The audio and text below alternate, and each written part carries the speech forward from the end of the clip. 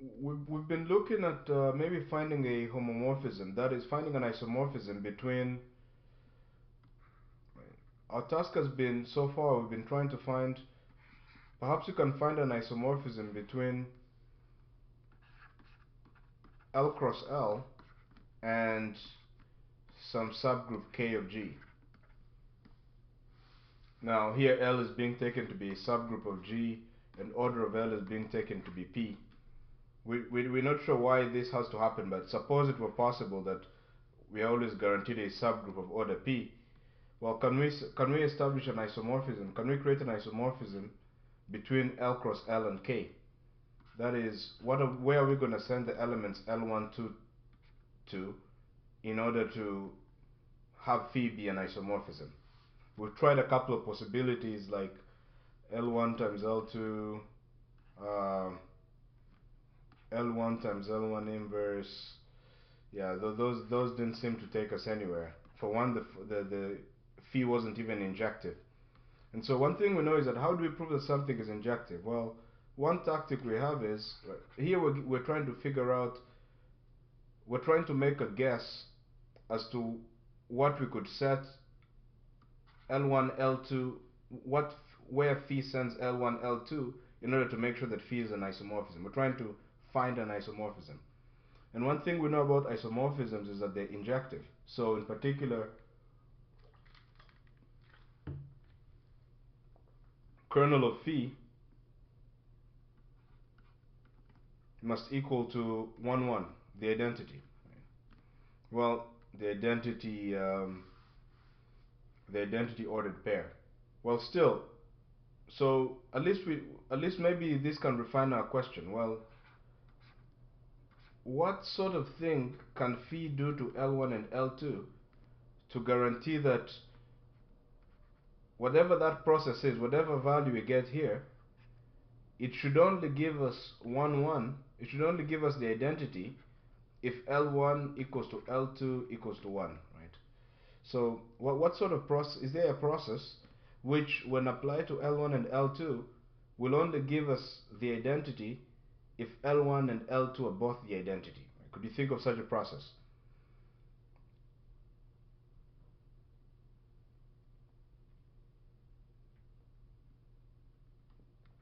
What about L1 L2 inverse times, well, oh yeah, but this is times L2 L1. How about that? Well, but you know the thing is, yeah, this probably isn't going to help us. Isn't this just the identity? So that's just L1 times L1. Maybe you should even refine it and say, is there anything we can do to L1 and L2 that only happens, that only gives us the identity if L1 equals to L2? Forget about what thing. Is there such a thing anyways?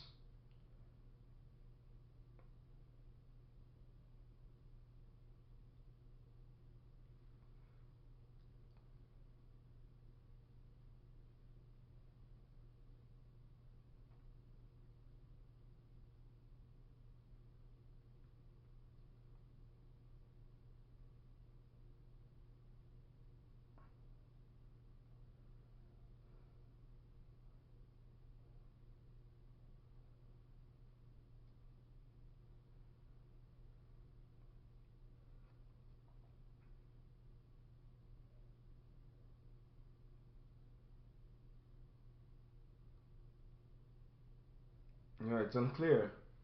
Maybe if we got some element, a little g of g, and set phi of L1, L2 equal to g L1, L2.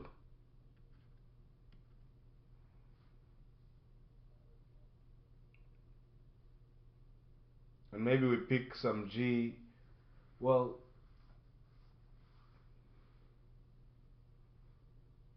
in order for phi to be even if in order for phi to even be a homomorphism, wouldn't we need to get the identity element?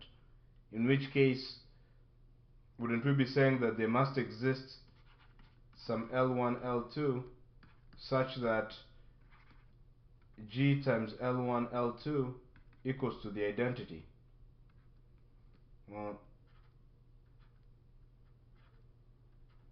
Well, since the L1, L2 are being picked from the group L, can't we say that L1, L2 is some element of L, right? A group is closed, isn't it? So can't we say that, let's say G L1, L2 is the same as some little l, right? And we're saying that G times that little l equals to the identity. But aren't we saying then that G is an element, so G isn't G equal to L inverse? Alright, so whatever G we pick here to multiply L1 and L2 by, isn't it, aren't we saying that that G has to be an element of the group L, the subgroup L, in order for this phi, which is G times L1, L2, to even be homomorphism, to have a chance, right? Okay, well,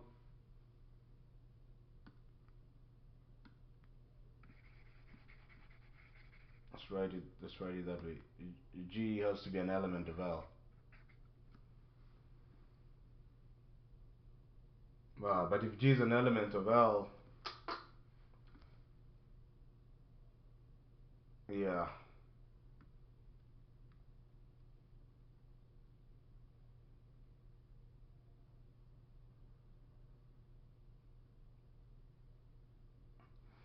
Yeah, the problem with G being an element of L is that G times L1, L2, for all L1 and L2, I mean, ultimately,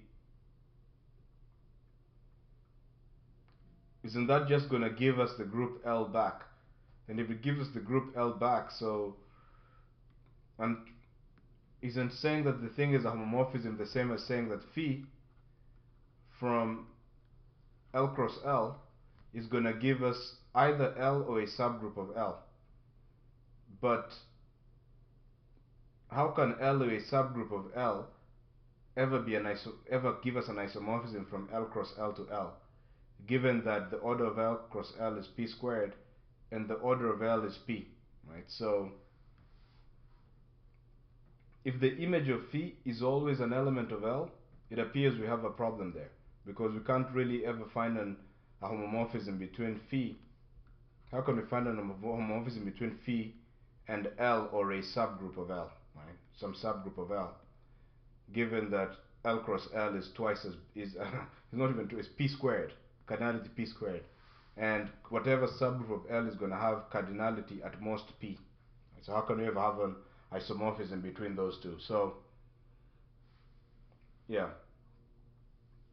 doesn't this mean that just picking some element G and multiplying L1 and L2 by it is not going to help us either? Um,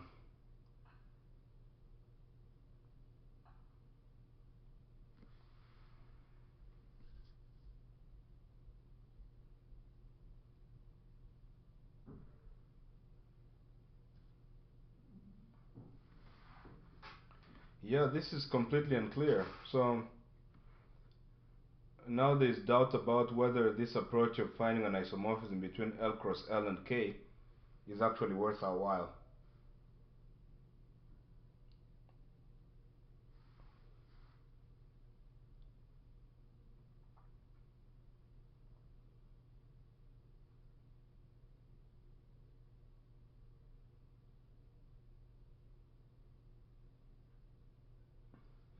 Maybe we can try some indirect approach.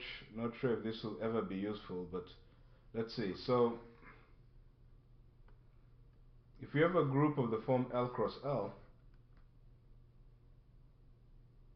where order of L equals to P, can we at least say that L cross L is isomorphic to Z mod PZ cross Z mod PZ?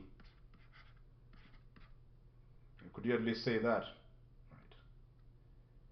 Well, given that, I mean, if L has order P, isn't L cyclic? Okay. So then isn't L isomorphic to Z mod PZ? Alright. So if L is isomorphic to Z mod PZ, isn't L cross L gonna be isomorphic to Z mod PZ cross Z mod PZ, right?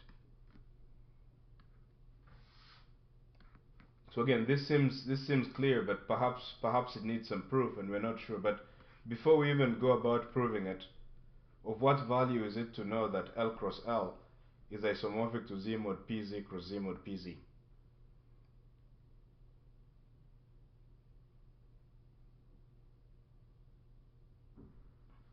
What does that have to do with the fact that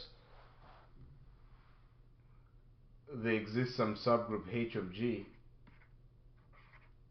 such that order of H equals to P to the alpha?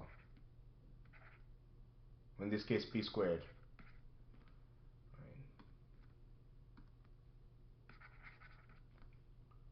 Let's get a hard eraser here. Okay.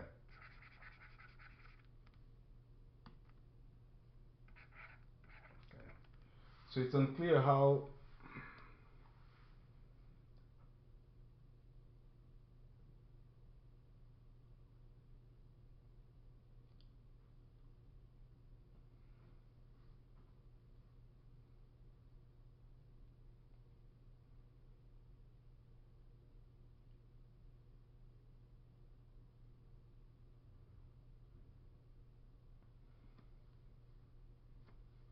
hmm.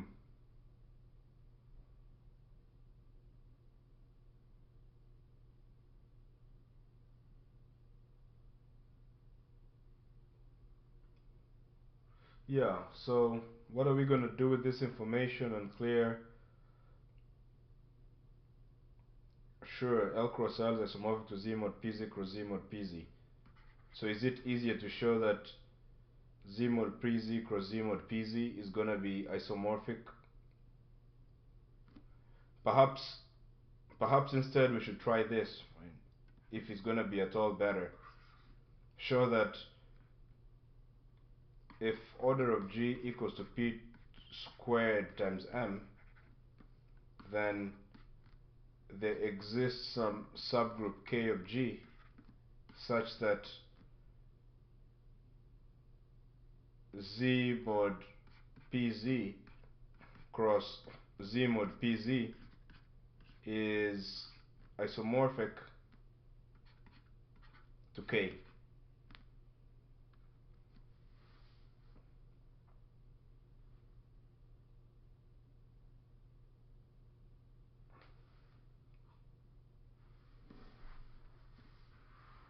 So, wait, how do we show such a statement? That Z mod PZ cross Z mod PZ is isomorphic to K.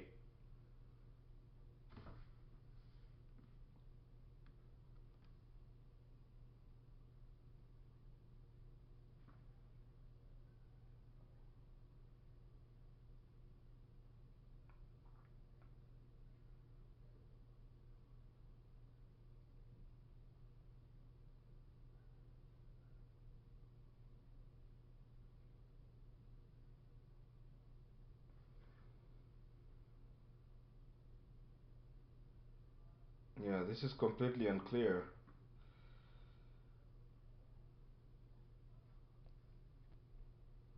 A typical element in Z mod PZ cross Z mod PZ would be of the form NM, right? Where N is some element of Z mod PZ and M is some element of Z mod PZ. So if we are to define an isomorphism between Z mod PZ cross Z mod PZ, what is it going to do to the element NM? What's it going to take it to in the group K, in the group G, right? In order to maybe form some subgroup. All right.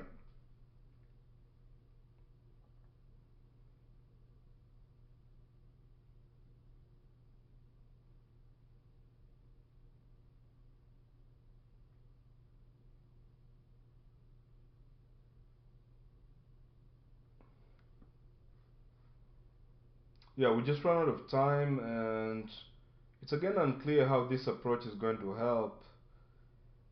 Well, let's give this Z mod PZ approach a little look and then at least dismiss it and move on to something else. Alright, thank you very much for watching this video and have a relentless week. Bye.